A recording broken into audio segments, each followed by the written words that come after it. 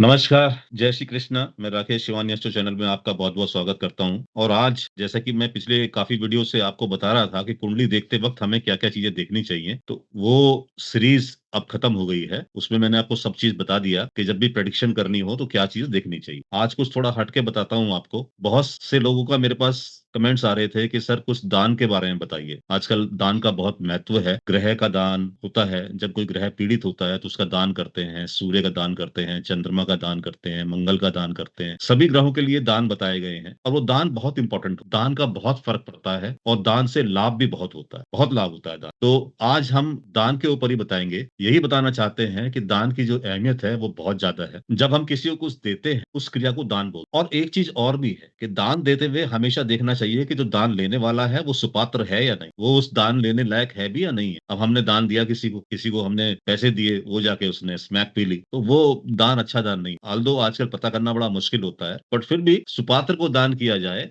तो उस दान का महत्व ज़्यादा। और सभी धर्मों में, कोई भी धर्म हो, उसमें दान की अहमियत बहुत ज़्यादा है। ऐसा नहीं होना चाहिए दान में कि कहीं से हमने कोई चीज़ ली और हमने उसको दे दिया। हमें वही चीज़ दान करनी है जिसके ऊपर हमारा संपूर्ण अधिकार है। और एक बार चीज़ दान कर दी तो फिर उसको हम वापस नहीं लेते। वो चीज़ हमें वापस भी नहीं लेनी। शास्त्रों में तो ये तक कहा गया है कि एक बार कन्यादान हो जाता है तो फिर माँ-बाप का अपनी बेटी के ऊपर से अधिकार हट जाता है। उसकी आमदनी में उनका कोई हिस्सा नहीं होता, क्योंकि कन्या दान कर दिया है। तो दान की बहुत बड़ी अहमियत हमारे प्राचीन काल से चली आ रही है। उसमें बस यही है कि दान हमेशा सुपात्र को दान दें, ये ध्यान रखना होता है। और अपनी वस्तु का ध्यान दें, कहीं से कोई वस्तु आई है, उसका दान आपको नहीं करना है। ये बात आप नोट करके रख लीजिए। 3 तरह के दान का वर्णन किया गया है शास्त्रों में, सतोगुणी दान, रजोगुणी दान, तमोगुणी। सतोगुणी दान क्या होता है? शतोगुणी दान वो दान होता है जो श्रद्धापूर्वक किसी सुपात्र को दिया जाए, किसी सुयोग्य ब्राह्मण को दिया जाए, तो उसको सात्विक दान कहते हैं, अर्थात सतोगुणी दान कहते हैं। जो आप बहुत ही श्रद्धा के साथ किसी ऐसे व्यक्ति को दान करते हैं जो दान लेने योग्य है, यानी किसी गरीब को दान करते हैं और वास्तव में वो गरीब है बहुत, और या कोई अपाहिज है उसको दान करते हैं और वास्तव में वो दान लेने योग्य है, तो वो दान आपका सतोगुणी दान कहलाता है। रजोगुणी दान क्या होता है? प्राचीन जमाने में हम लोग जानते हैं कि लोग राजा जो थे वो अश्वमेध यज्ञ करवाते थे, बड़े-बड़े यज्ञ करवाते थे। और जब यज्ञ करवाते थे तो उसमें वो हाथी, घोड़े, चांदी, सोना, ऐसी चीज़ों का दान भी किया करते थे, ब्राह्मणों को दान करते थे। वो किस लिए दान करते थे? कि भई उनका खजाना बढ़े, उनकी धन संपदा बढ़े, उनका नाम रोशन हो, उनका चारों ओर यश फैले, कीर्ति उनकी बढ़े। तो ये दान जो दान हो जाता था, ऐसा दान जो पूजा के बाद में होता था, ये दान राजसी दान कहलाता, रजोगुणी दान इस दान को। अब रजोगुणी दान भी हो गया। अब आता है कि हम लोग तमोगुणी दान कैसे देखें? तमोगुणी दान क्या दान होता है? यही बहुत इंपॉर्टेंट है। जातक के पास बहुत धन है, सपोज कीजिए, उसके पास धन काफ़ी है और वो पात्र या कुपात्र का ध्यान रखे बिना दान करता। वो ये नहीं देखता कि भई ये दान जिसको मैं दे रहा हूँ, वो दान के योग्य भी है या नहीं है। ये इस दान का गलत इस्तेमाल ना करे। कई बार आपने देखा होगा कि कई जगह ये ऐसा देखने में आया भी है कि आप लोग कंबल दान करके आते हैं और वो कंबल जो है, वो भिखारी लोग उस कंबल को नेक्स्ट डे सेल कर देते हैं। तो जब हम किसी भी ऐसे पात्र को दान देते हैं, जिसके बारे में हम ये ध्यान नहीं रखते कि वो इस दान लेने के योग्य है या नहीं है, तो वो दान तामसिक दान कहलाता है, तमोगुणी दान कहलाता है। इस दान में एक खास बात और होती है, ऐसा दान देने के बाद मनुष्य अपने को बड़ा अभिमानी महसूस करता है, अपना अभिमान महसूस करता है। क्यों?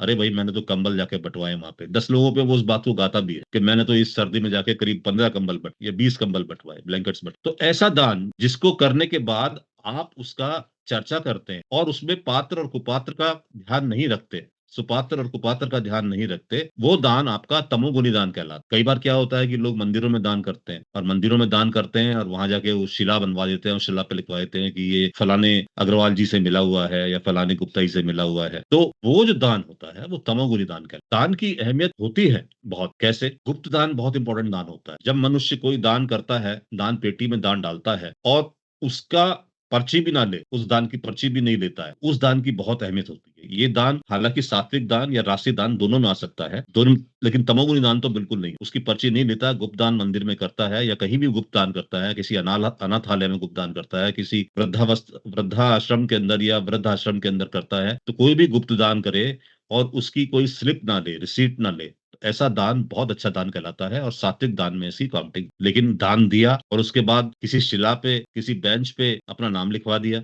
आप कई बार देखते होंगे कि पार्क में आप कहीं जाएँ, किसी पार्क में तो वहाँ बेंच लगी होती हैं, तो उसमें लिखा होता है कि ये इनके सौजन्य से है, ये इनके सौजन्य से है। ये दान जो है, राजसिक दान या सात्विक दान नहीं आता। ये दान तामसिक दान आता। मतलब दान तो किया, लेकिन इसमें आपकी एक मंशा है कि आप फेमस भी हो जाए। लेकिन दान है, दान तो अच्छा होता ही है, फलित तो होगा।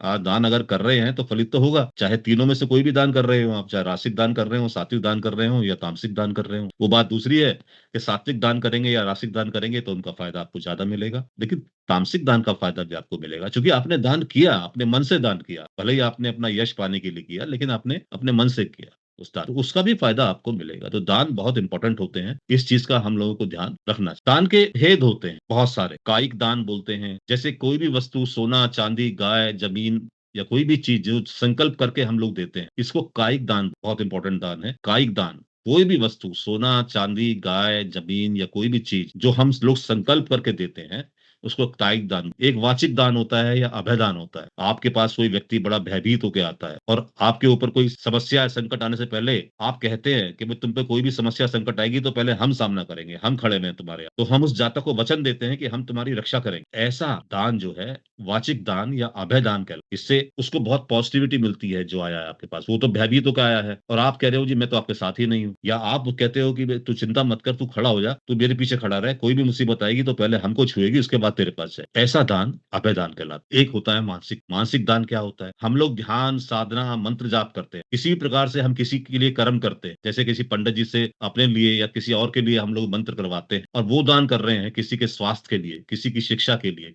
किसी को बच्चा प्राप्त करने के लिए जो किया जाता है, उसको मानसिक दान। तो इस तरह के दान हमारे दान होते हैं। तो कायिक दान, वाचिक दान और मानसिक दान, ये दान के बारे में मैंने आप लोगों को आज बताया कि दान का क्या महत्व है, कितने प्रकार के दान होते हैं, ये सब चीजें बताई। आशा करता हूँ आपको समझ अच्छा लगा होगा। अच्छा लगा हो तो कृपया लाइक कीजिएगा, सब्सक्राइब कीजिएगा, शेयर कीजिएगा, मोटिवेशन बढ़ता है। और इसके अलावा हम लोग मार्च के महीने में रेमेडीज की क्लास स्टार्ट करने जा रहे हैं, एस्ट्रोलॉजिकल रेमेडीज की। आप लोगों में से जो भी इंटरेस्टेड हो वो दिए गए नंबर पे संपर्क करके अपना नामांकन करा सकते। धन्यवाद। जय श्री कृष्ण।